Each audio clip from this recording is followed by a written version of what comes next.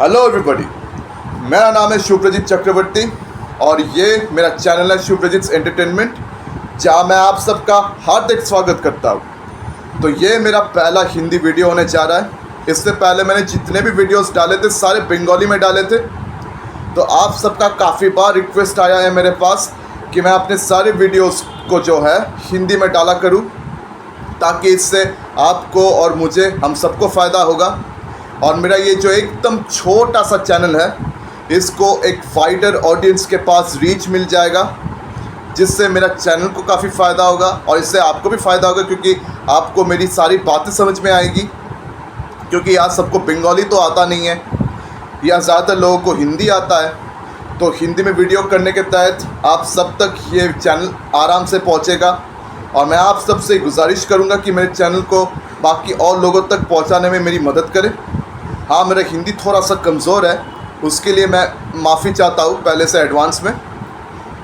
तो मैंने डिसाइड किया है कि जितने भी नॉन बंगाली कंटेंट्स होंगे, कोई नॉन बंगाली फ़िल्म का कोई टीज़र ट्रेलर करना हो, या फिल्म का रिव्यू करना हो, या कभी कभी कुछ पॉलिटिकल मैटर्स जो या मैं कभी कभी डिस्कस करता हूँ, पॉलिटिकल या अदर मैटर्स, मतलब अगर वो नॉन बंगाली मैटर हुआ तो वो सब मैं हिंदी में इस चैनल में डालूँगा।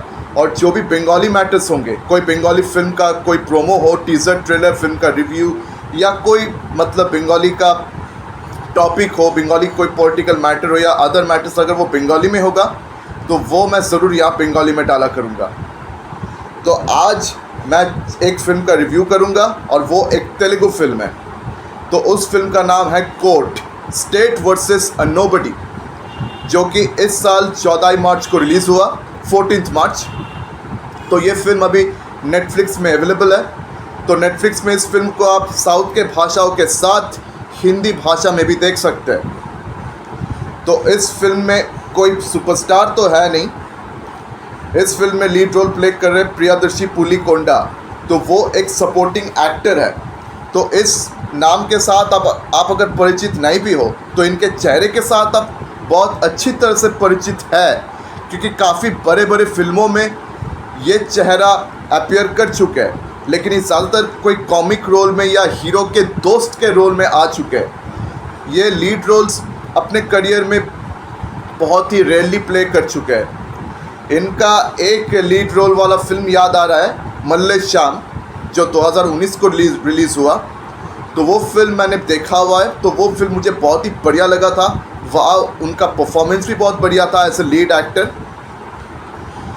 तो खैर जो भी हो, ये ज़्यादातर ही कॉमिक रोल्स में आते हैं। तो इसके बाद भी ये एक दो और ऐसे लीड रोल वाले फिल्म कर चुके हैं। तो इसके बाद इनका ये फिल्म आया हुआ है कोर्ट, स्टेट वर्सेस नोबडी, जहाँ पे अगेन लीड रोल प्ले कर रहे हैं। इनके अलावा और भी कई अभिनेता अभिनेत्रियाँ इस फिल्म में मौजूद हैं, जैसे कि साई कुमार, रोहिणी, शिवाजी, और भी कई ऐसे अभिनेता अभिनेत्री है जिनका नाम मुझे पता नहीं।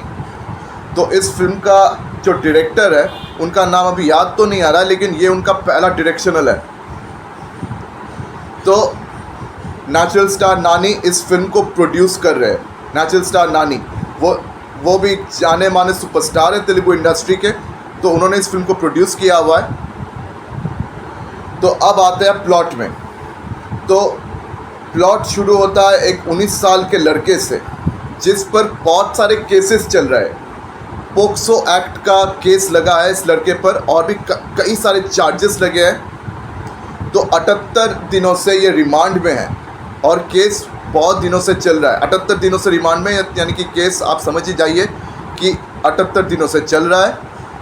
तो जो भी केस उसके खिलाफ है बहुत ज़्यादा स्ट्रॉन्ग है, इतना स्ट्रॉन्ग है कि एकदम आखिर तक ये केस पहुंच चुका है, मतलब फाइनल स्टेज तक पहुंच चुका है। मतलब इस कोर्ट का जो भी मतलब जज है, वो ये कह चुके हैं कि अब इसके बाद का जो तारीख है, उस तारीख में फाइनल हियरिंग होगा, क्योंकि अभी तक सारे एविडेंसेस है, विटनेसेस है या दलीलें हैं, सब पेश हो चुका है। तो केस इस लड़के के खिलाफ एकदम सख्त हो गया है। इस लड़के के पास बचने का कोई चारा नहीं है। तो जो डिफेंस लॉयर है, वो तो इस लड़के को बचा नहीं पाए, और जो प्रोसिक्यूशन लॉयर है, उनका जीत तो मतलब लगभग पक्की है। बस अगले तारीख में जज अपना आखिरी फैसला सुनाएंगे और आखिरी फैसला सुनाने के बाद इस लड़के को 14 साल का सज़ा होने वाला है। लेकिन उसके जो घर वाले हैं या जो दोस्त है वो अभी तक हार मानने को तैयार नहीं है। वो अभी तक मतलब सोच रहे कि इस लड़के को कैसे बचाया जाए, क्योंकि उनके अनुसार उनका बेटा, उनका लड़का एकदम बेकसूर है। तो चाय के टपरी के सामने ये मतलब ऐसे बातें शातें कर रहे थे कि क्या होगा नहीं होगा। तो वहाँ चाय के टपरी में एक आदमी मिला जिन्होंने इनकी बातें सुनी, जिन्होंने इनको एक बड़ा एडवोकेट का नाम बताया, मोहन राव। तो इस मोहन राव का रोल ये अदा कर रहे साई कुमार। तो उनका एक असिस्टेंट है तेजा नाम का, जिनको मतलब कॉल करना होता है। तो वो तेजा का रोल यहाँ प्ले कर रहे हैं प्रियदर्शी पुलिकोंडा। तो प्रियदर्शी पुलिकोंडा का जो कैरेक्टर है, मतलब वो तो असिस्टेंट है मोहन राव के, तो उनका जो एडवोकेट है यानी उनका मालिक बहुत ही एक व्यस्त और बहुत जाने माने वकील है, जिनके पास बहुत सारे हाई प्रोफाइल के केसेस आते हैं, बहुत ही बिजी आदमी है। लेकिन ये जो असिस्टेंट है, इसका एक बहुत बड़ा सपना है कि एक दिन ये खुद अपना केस हैंडल करेंगे। मतलब असिस्टेंट होके चलते चलते ये कहीं ना कहीं बोर हो गए, क्योंकि इनके जो पिताजी थे वो भी इनके असिस्टेंट हुआ करते थे।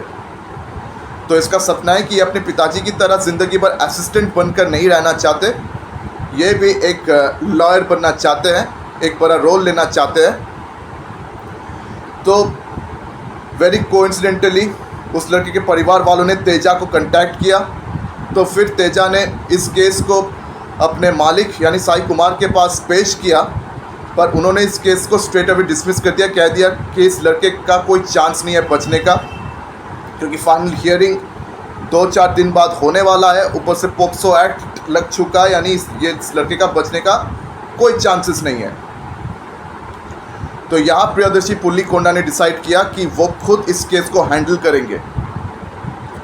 तो उन्होंने लड़के के परिवार वाले को बता दिया कि वो खुद मोहन राव के तरफ से ये केस लड़ रहे हैं। मतलब जहाँ मोहन राव को पता ही नहीं है कि ये लड़का यानी उनका असिस्टेंट ये केस लड़ने वाला है।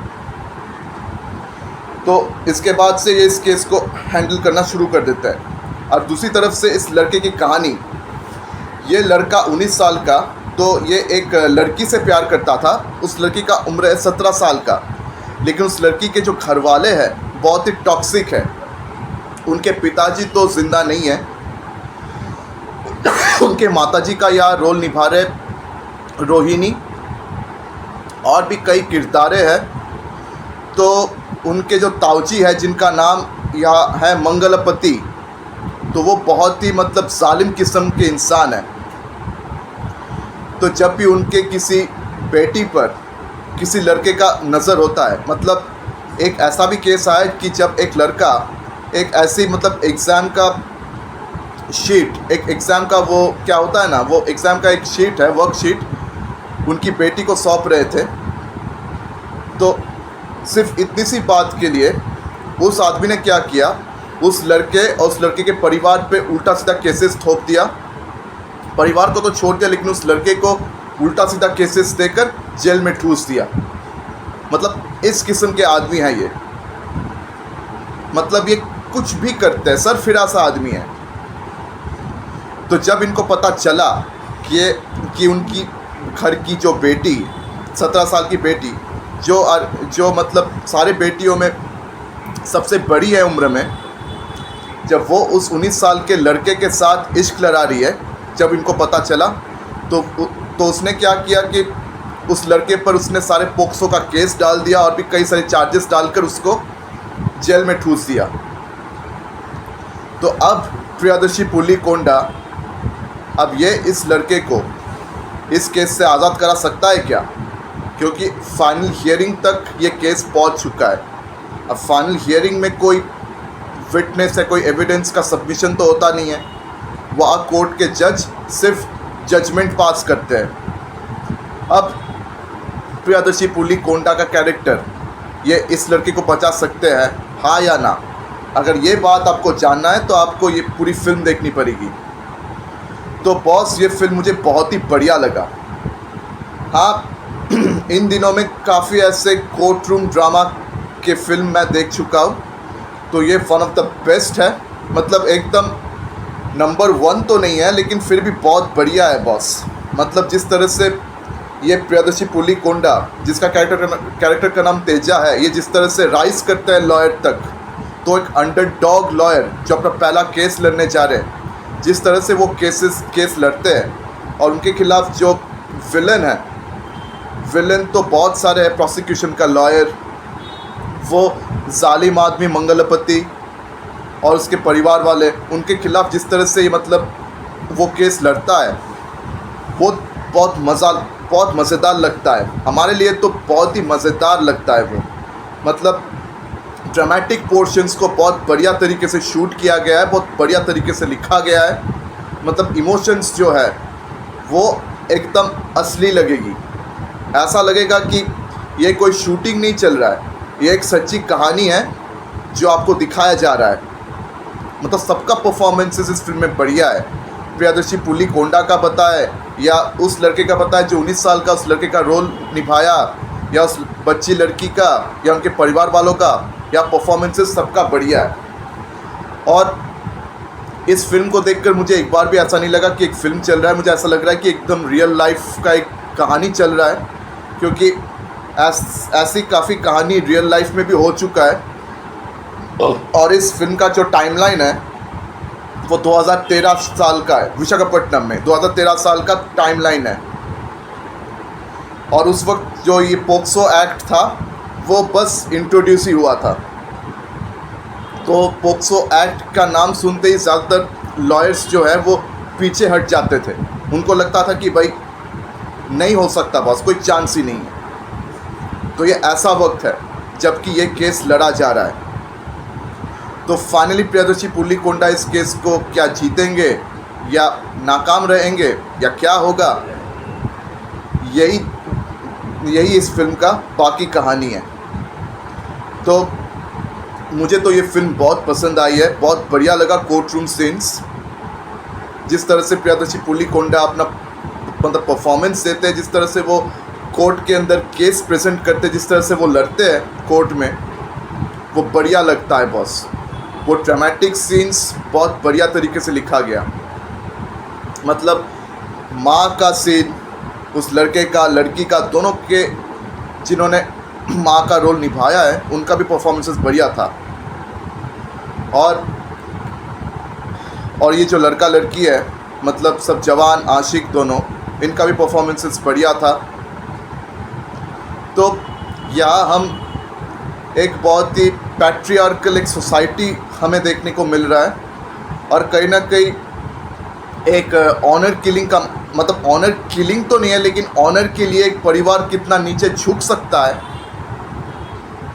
ये भी हमें देखने को मिल रहा है। एक परिवार अपनी इज्जत के लिए, अपनी सिर्फ इतनी सी ऑनर के लिए वो कितना झुक सकते हैं, कितना जालिम बन सकते हैं, ये हमें यहाँ देखने को मिलता है। और हाँ, कास्ट डिस्क्रिमिनेशन भी हमें इस फिल्म में बहुत ज़्यादा देखने को मिला है।